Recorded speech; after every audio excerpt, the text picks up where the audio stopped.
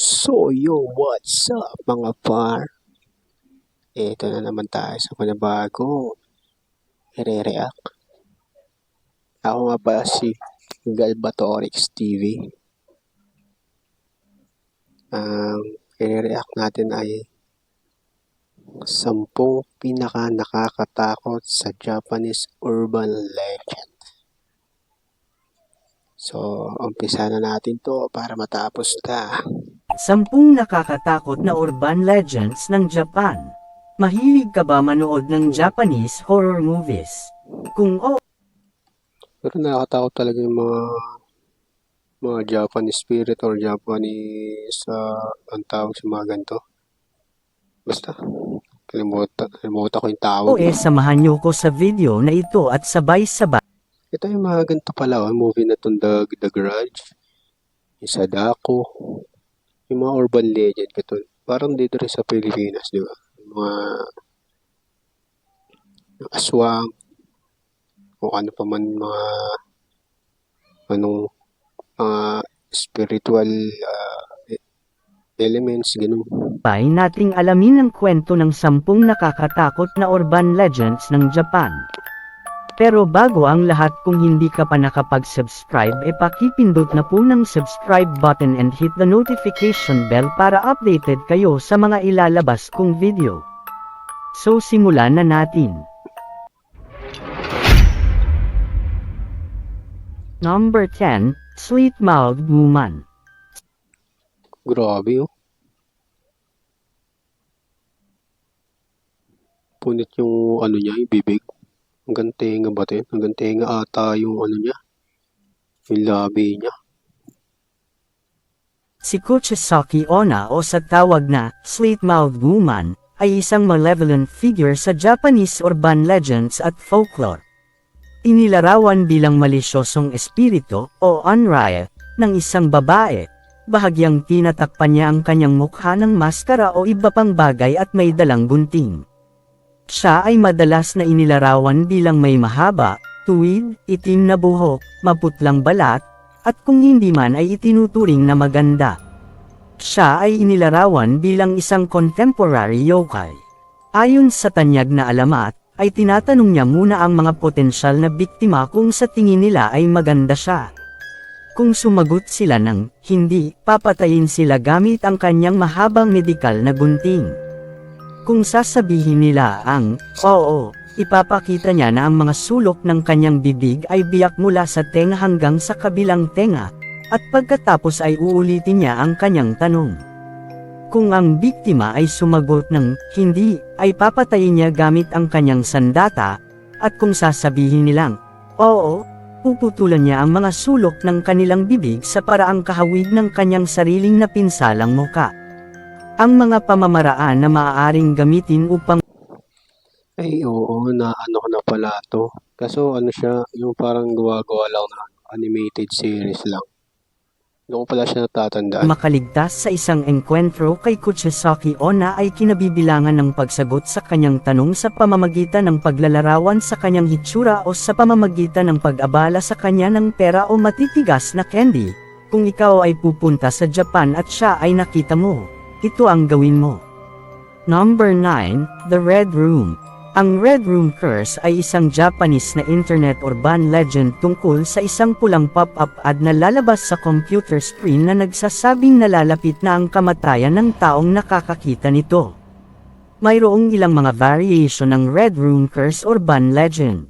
Ayon sa kwento, habang nag-browse sa internet, ang biktima ay bibigyan ng pop-up ng isang itim na text na nagsasabing, "Gusto mo ba?" Sa isang pulang background. Pagkatapos na subukang isara ito, muling lalabas ang pop-up. Sa pagkakataong ito ang text na nagsasabing, "Gusto mo ba ang pulang kwarto?" Pagkatapos, magiging pula ang screen na magpapakita ng listahan ng mga pangalan ng mga biktima ng Red Room. Madadama ng target ang isang misteryosong presensya sa likod nila, pagkatapos ay mawawalan sila ng malay. Mamaya sila ay matatagpo ang patay sa kanilang tahanan, na may mga dingding ng silid kung saan sila ay natuklasang pinipinturahan ng pula ng dugo. Number 8, Onryo. Ang Onryo ay isang naghihiganti na espiritu o nagagalit na espiritu. Mula sa alamat ng Hapon. Sa tradisyonal na paniniwala ng Japan at sa panitikan, ang Onryo ay isang multo na kayang bumalik sa pisikal na mundo upang humingi ng paghihiganti. Ang Onryo ay pinaniniwalaang may kakayahang magdulot ng pinsala sa mundo ng mga nabubuhay, makasakit o pumatay ng mga kaaway, o maging sanhi ng mga natural na sakuna upang maghiganti upang mabawi ang mga maling natanggap nito habang nabubuhay. Ang halimbawa ng kwento na ito ay ang pelikulang Ju-on and the Grudge. Sa parehong serye ng pelikula, ang Onryo ay inilalarawan bilang mga maputlang multo na may kakayahang pisikal na manakit at pumatay sa kanilang mga biktima. Minsan maaari silang magpakita sa kabaligtaran na anyo bilang madilim na wraith. Sa ilalim ng kanilang sama ng loob na sumpa, nagagawa nilang multuhin o ubusin ang isang individual. Number 7. The Human Pillars. Hitoboshiro o kilala sa tawag na Human Pillar, isang kultural na kasanayan ng paghahain ng tao sa silangan at timog silangang Asya ng maagang paglilibing bago ang pagtatayo ng mga gusali. The new Axe Effect. Smell ready for any vibe. The new Axe Effect. Style better. And live better with BDO credit cards. Ang Hitoboshiro ay isinagawa dati sa Japan bilang isang anyo ng sakripisyo ng tao. Ang isang tao ay inilibing ng buhay sa ilalim o malapit sa malalaking gusali tulad ng mga dam, tulay at kastilyo, bilang isang panalangin sa mga Diyos ng Shinto. Ito ay pinaniniwalaan na mapoprotektahan nito ang gusali mula sa pagkawasak ng mga natural na sakuna tulad ng baha o ng pag-atake ng kaaway. Ang Hitoboshiro ay maaari ding tumukoy sa mga manggagawang inilibing ng buhay sa ilalim ng hindi makataong mga kondisyon. Number 6. The Girl from the Gap. Si Tsukamo Onna o sa tawag na The Girl from the Gap ay isang urban legend mula sa Japan. Siya ay gumagapang sa paligid habang nakatambay sa mga puwang sa mga muebles, nakaawang na mga pinto. Oo, ito nga. Yung mga lagi nasa mga sliding door. Yung mga lagay na mga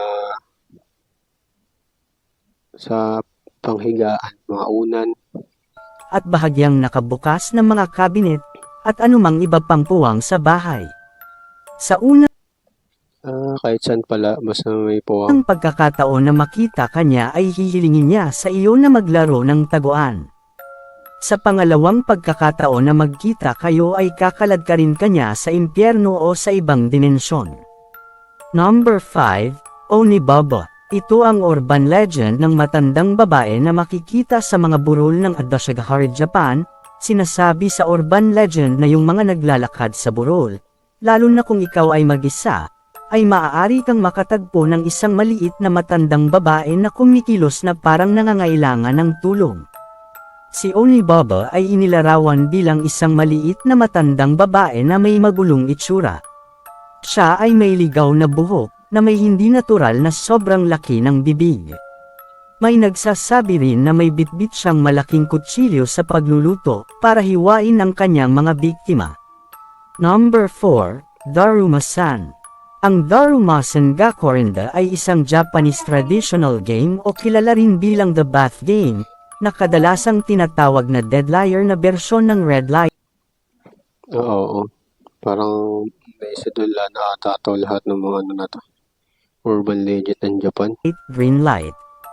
Sa loob nito ay tinatawag mo ang espiritu ng isang babaeng nagngangalang Daruma-san.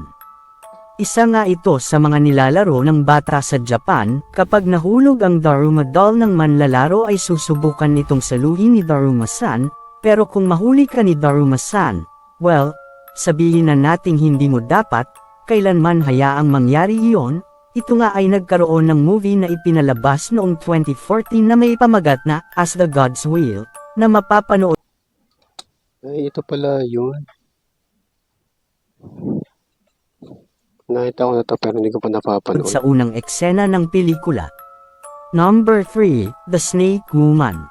Ang Nur-onna ay isang Japanese yokai na kahawig ng isang gumagapang na nilalang na may ulo ng isang babae at katawan ng isang ahas. Nakikita rin ang mga ito bilang isang paranormal phenomenon sa dagat sa ilalim ng pangalan ng Nuriyameho. Sa mga alamat, madalas daw silang kumain ng tao, ngunit wala silang iisang anyo o personalidad.